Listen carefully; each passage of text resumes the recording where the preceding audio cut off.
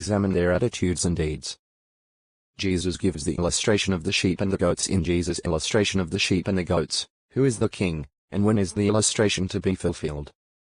Why will the sheep be judged as meriting Jesus' favor? On what basis will some people be judged as goats, and what future will the sheep and the goats have? 114, 265. Jesus finishes teaching the 4 apostles on the Mount of Olives, answering their question about his future presence and the conclusion of the system of things. What a busy day Nisan 11 has been. It is perhaps while they are returning to Bethany for the night when Jesus tells the apostles, "You know that 2 days from now the Passover takes place, and the Son of Man will be handed over to be executed on the stake." Matthew 26. 2. Jesus apparently spends the next day, Wednesday, quietly with his apostles. On Tuesday, he had rebuked the religious leaders and exposed them publicly. They are seeking to kill him. Hence, he does not openly show himself on Nisan 12 so that nothing will prevent his celebrating the Passover with his apostles after sunset the next evening, as Nisan 14 begins. But the chief priests and the older men of the people are not remaining quiet before the Passover. They gather in the courtyard of the high priest, Caiaphas. Why? They are upset because Jesus has been exposing them. Now they conspire together to seize Jesus by cunning and to kill him. How and when will they do so?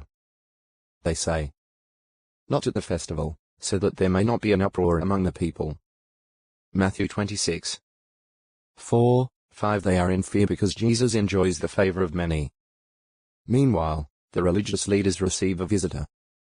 To their surprise, it is one of Jesus' own apostles, Judas Iscariot. Satan has implanted in him the idea of betraying his master. Judas asks them, "What will you give me to betray him to you?" Matthew 26. 15. Delighted at this, they agree to give him silver money.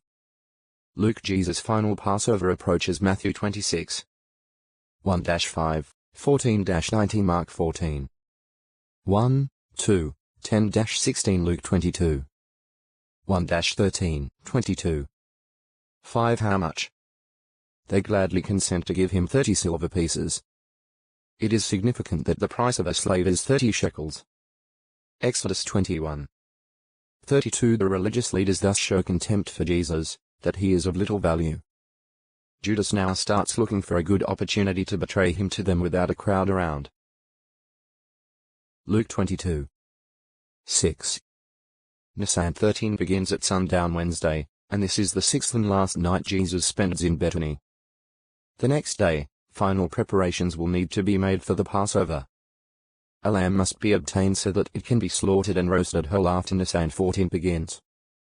Where will they have the meal, and who will prepare it? Jesus has not provided such details. Thus, Judas cannot pass them on to the chief priests.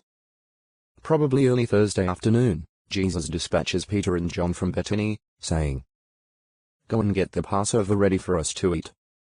They respond, "Where do you want us to get it ready?"